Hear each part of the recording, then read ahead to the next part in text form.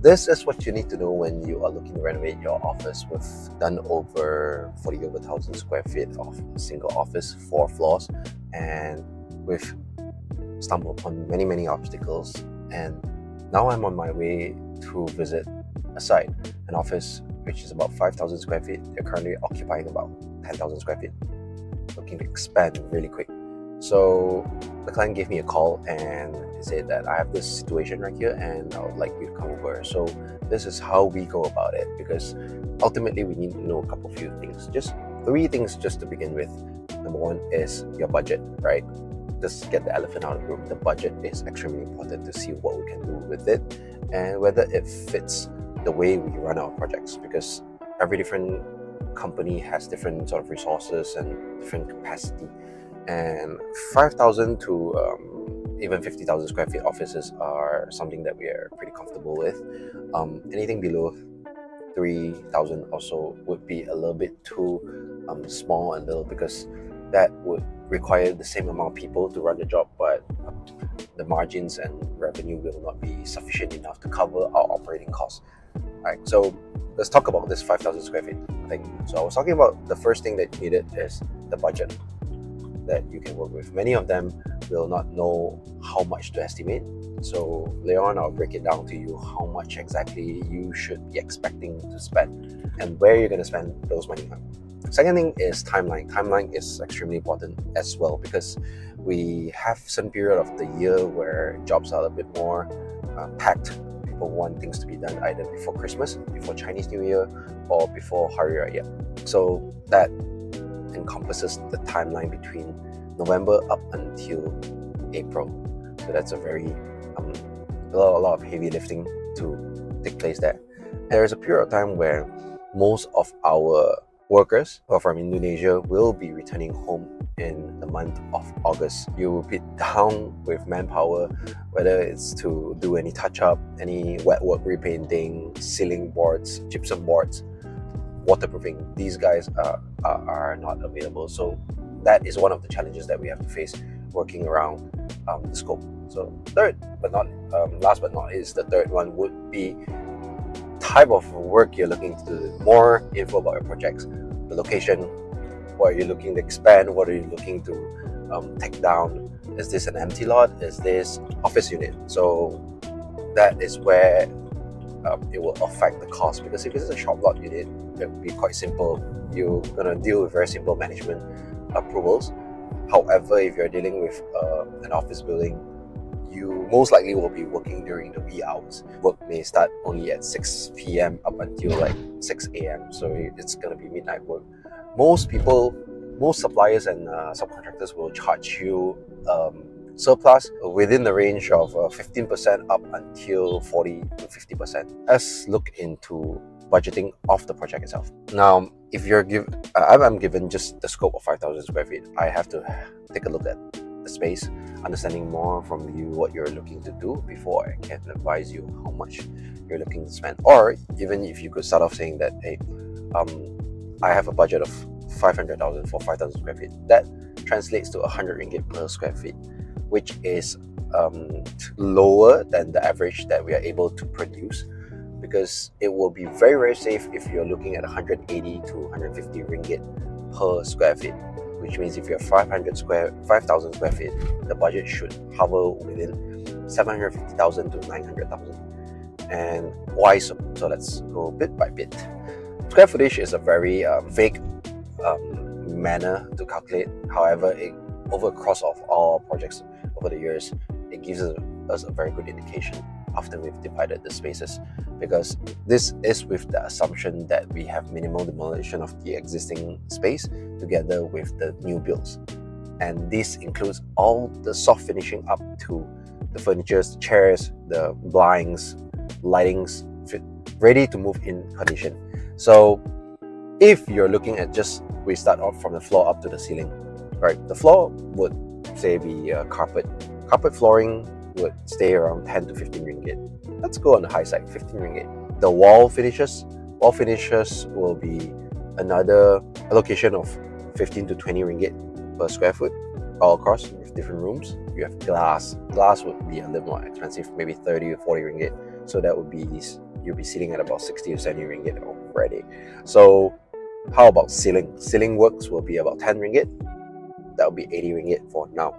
Lighting will be another 10, 20 ringgit. And that's just light fittings, right? So we're already at 100 ringgit. So bear in mind, we're already at 100 ringgit. We have yet to include the costing for wirings. Wiring is going to run the entire space. A good indication, 5,000 square feet, you'll be looking at about the cost of wiring for 60 or 70,000 to 80,000, excluding the light fittings. So in a project of 5,000 square feet, say 750,000, you should allocate at least 10% to 20% for M&E works, wiring and all. So as you add on these numbers, you can kind of estimate how much will be allocated to certain parts of the different type of scopes required in the project. Hence, that's the reason why we come out with a baseline calculation of 150 to 180 ringgit per square feet. Yeah, so now we're on our way to this new site. These are some of the things I would ask you as a client, or ask my client if you were to be a designer. Let's first find out that no matter regardless of how you run your studio, you should already have a templated questions that you need to find out from your clients, because asking questions would actually give you a lot more clarity on how you want to take on the project later on, instead of just telling them what you need to do, what we do, how we've done this, how we've done that. But of course, these are important to provide the credentials to the client, knowing that the fact that you've handled a much way larger project than what you have in front of us. So it's also important to share with the clients that the challenges that you faced before, in order to know that they have a clear idea of how you problem solve those things along the way when the project hits the road. Now, a few questions that we were going to be asking the clients would be budget. When exactly you want this thing to be done, whether it's viable or not. 5,000 square feet, I think within 8 weeks, no problem, we can get it done, because we could get about the 10,000 square feet office up within 8 weeks as well. So that is, of course, with the term and provided that everything is available and readily done up for us to move in, mobilize, and kickstart every single thing. Meaning drawings are on point, costing has been confirmed, the equipments have been confirmed, so there are no ambiguity of what needs to be added later on. Some could be decided later on, so that is something that we need to be very clear of. And last but not least, the scope of work has to be super clear, because if we are only taking up like 50-60% of scope of work, and the rest of the other scopes could be handled by your furniture supplier, your electrician, your plumber, and that's gonna be a huge problem. So that's something that we absolutely want to avoid, because with multiple experiences with current jobs that we're running, oh my goodness, they have been a nightmare, because the finger pointing, it's throughout the entire project. And our key here is definitely to mitigate these problems, not to dwell into it, and definitely just want to learn from it and see what could have been done better moving forward. So going on, these are the questions that we're probably going to ask you, right? So how many people are you catering for right now? What's your expansion plan in the future? How else can we cater to that expansion plan that you're looking out for within the next 3 to 5 years? Is this something temporary?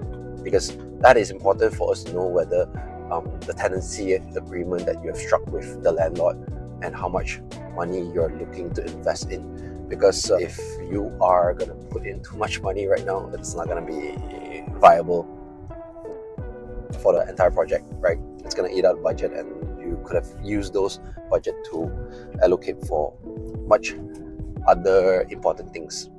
So once we've understood how you're going to look at building up the space, what you're going to look at your expansion plan, and oh no, I think I've taken the wrong route. Oh, this is a bad idea, because I'm going to somewhere I'm not so familiar with. Anyway, you're going to understand their culture, and that is something that we got to prompt the clients that these are some of the workshops and design understanding conversations that we're going to have with you moving forward.